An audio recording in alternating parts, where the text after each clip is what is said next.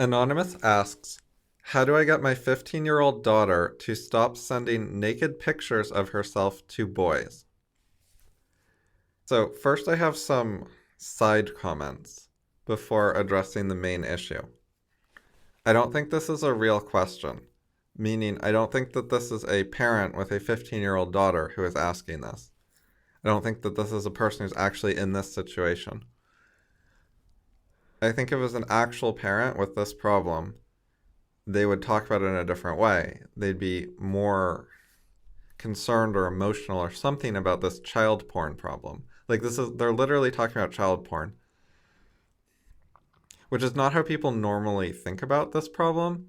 But if it's a minor and it's naked pictures, then that is child pornography. And people do take this as like a serious thing. They're not so casual about it. The other possibility, though, well, there's more than one, but one is that it's a hypothetical. So the real problem is that their son smokes cigarettes or hangs out with goth kids or something else that they don't want their kid to do. Their 5-year-old likes Hot Wheels. How do they get him to stop liking Hot Wheels? Like, it could be a hypothetical version of any problem of the form, my kid does something I don't like. How do I get him to do things I like instead? Which is a bad question, which we'll get to later. Anyways, if this is a hypothetical for some other question, it is poorly designed. It's a bad hypothetical. Because the child porn aspect is distracting. Like, if it's actually about some mundane issue, you shouldn't switch it hypothetically to something that gets people emotional and gets strong reactions, because that's going to take away from your actual issue. The other possibility I had in mind is that this person is a rationalist. I think they might be either way, whether it's real or not. But so rationalists like divorce theory and reality. And this person is talking about a like emotional subject in a sort of casual way. Like it's not important. Like they're just like it's any other subject. They're like, I'm so unbiased and unemotional that I talk about child porn like it's anything. Which is not necessarily a bad thing to do, but it looks like potential rationalism. So I think it might be a rationalist question from a person who is not in this situation. However, if they are in this situation and they're a rationalist, they might also ask the question like this because they're trying to talk in an impersonal way where they have no stake in the matter in order to be like unbiased and rational. Like if they're the type of person who separates their actual practical life from theory, then it could be a real question, but then they're trying to talk about it in a theory-only way because they think that's what's rational. Another possible thing with this question is they might be trying to stir the pot, trying to create a controversy, trying to annoy me, trying to trick me into saying something socially unacceptable by bringing up a hot button issue where people get really easily triggered. Okay, now I'm going to talk about the general issue. My child does X. How do I get my child to stop doing X? That is a bad question. It is not truth-seeking. It is not considering the issue as my child and I disagree about whether X is good or not. How do we truth-seek about whether X is good or not and come to an agreement where we understand the issue better, and now we've converged on having the same answer to the issue due to one or more of us learning things. They're not looking for a common preference. They're not looking for learning. They're not considering that they might be mistaken. They are assuming from the outset they know what the right answer is. Their kid is wrong. How do they get their kid to do what the parent wants? This is the kind of problem you have when you're an authoritarian parent, like just a standard one, but then you learn a little bit about TCS and you think you're supposed to be like nice to kids and not give them orders. And you're like, okay, so normally in this situation, I would just give my kid an order, but you guys said no orders, that kids are not slaves and I can't just order them around like a tyrant. So how do I get the exact same result as if I was a tyrant, but without being tyrannical? That is what this kind of question usually means when it's asked of someone like me who is associated with TCS, taking children seriously. which is anti-slavery, anti-tyranny, anti-parental authority as just like the parent is in charge no matter what, rather than, reason is in charge. Let's try to figure out what's rational and try to find the truth and try to find solutions that everyone is okay with instead of having winners and losers. Those are some of the things TCS is in favor of. So it doesn't let you just order your kid around to get what you want. You're supposed to actually consider, like, are you right? Or maybe your kid has a point. Maybe they're doing it for a reason. Okay, so another thing is if you want your kid to stop doing a certain thing, one thing you should consider is replacements. Like, why are they doing it? What are they getting out of it? Is there a better way for them to get that value? Like a trivial example would be your kid is playing a stupid game like Candy Crush because he's bored and wants to do something fun. So in this example, your kid would stop playing Candy Crush if he had a better source of fun, like a better game. So you could offer him alternative games, and then you might find one he likes more than Candy Crush that you also respect more than Candy Crush. So then it could be better in your opinion because he's playing a game that has more thought involved. And it could be better in his opinion for whatever reason. There's a lot of reasons people would prefer other games. So maybe you need to get him a Switch and get him Mario Odyssey or Zelda Breath of the Wild. And he'll be like, oh my god, this is so much better than Candy Crush. Why didn't you buy me this earlier? And then you'll both be happier than when he was playing Candy Crush. It is not so easy to apply that type of solution to the original question. There are things that could conceivably work, like, so why is she sending naked pictures to boys? She wants to do dating, she wants to get attention from boys, she wants to be attractive, she wants feedback on her appearance, stuff like that. So there are various alternatives that satisfy some of these things. For example, she could go on Hot or Not, which is a website where you can upload your picture and then people can rate you for how hot you are, and then you can get feedback on your appearance, and you can get praise if you're doing well. That overlaps somewhat with the activity she's doing. You can see how it would be a partial replacement for some of what she wants. She probably wants feedback from her peer group IRL, which is, not provided by that website. So there's problems with it, but it has some aspect of a solution. She might like to understand dating and social dynamics better so she can be more successful in dealing with boys. So she might like to read the book, How to Make Girls Chase by Chase Amante, which is male-oriented, but it explains things from a male perspective, but that's useful for a female to understand both how social dynamics work,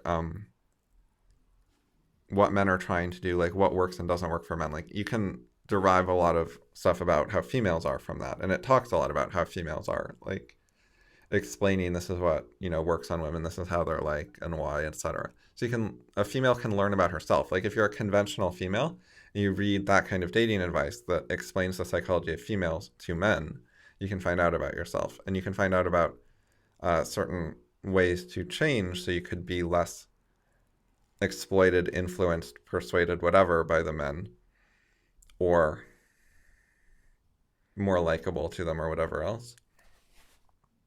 A lot of 15-year-old daughters who are sexting would not like to read that book. It depends on the type of person. You'd have to be the intellectual type to like that book. So if you're trying to help your daughter have a better life, you have to think about, all right, what are her values? What are her interests? What are her resources? What's she good at? What's she bad at? Etc. And then you can try to find suggestions that are plausible for her, that actually somewhat fit who she already is, but they're a little bit different. So they're close to what she already knows. And then she might be like, oh, that sounds like a good idea. I'll try that, because it's not too different than stuff she would already do. It's not inaccessible and confusing, but it has some difference, some possibility of improvement.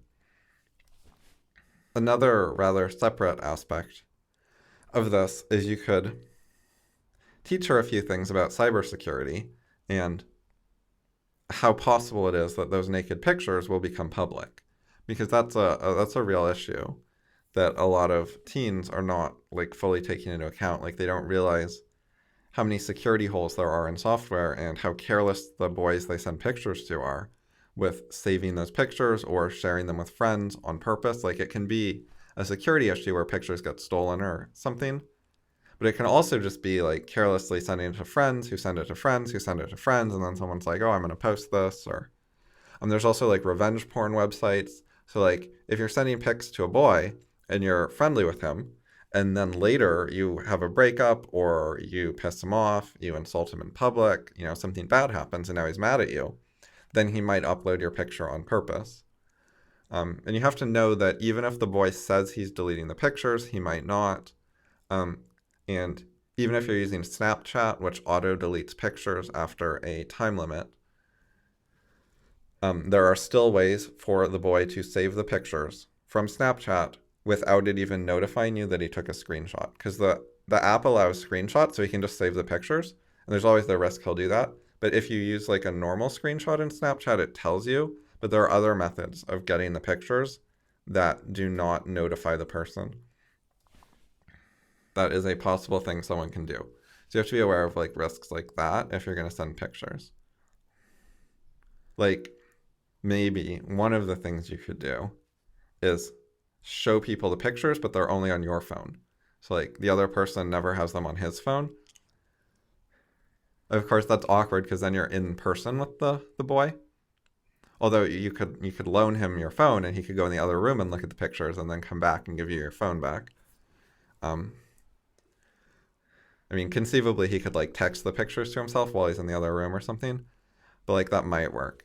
It's awkward. It's socially awkward. Like, it has various social downsides, but like from a technological perspective, there are advantages to that. Like, if you do it somewhere with no Wi-Fi and you like turn off your cellular connection and stuff, you could add some safety to it. This is getting a little silly, but it's showing that there are a lot of aspects of this and you can think them through. And if you do that like a lot, like you think of many aspects and you actually are careful to analyze the issues, some of it may end up helpful in some way. Some of it may turn out relevant. It depends on the actual situation, which we have like no details about. But doing a bunch of brainstorming about relevant stuff, potentially relevant stuff that might be relevant in a different culture, etc. It's a good way to approach problems or scenarios or whatever. Like, if you actually care about this, you should think about like 10 times more different things related to it than I just did. There's a lot of variety of ideas you could have that have something to do with the problem and might potentially help in some variation of the scenario. Like, there's some version of this scenario which is compatible with the question asked, because it's vague, it's compatible with a lot of scenarios. And there's some version where, each of the things I just said might actually be helpful, even if it wouldn't be helpful in most scenarios in our current culture. So yeah, stop being a tyrant who thinks your place is to order your kid around and start actually trying to understand the issues and think things through. That would be better.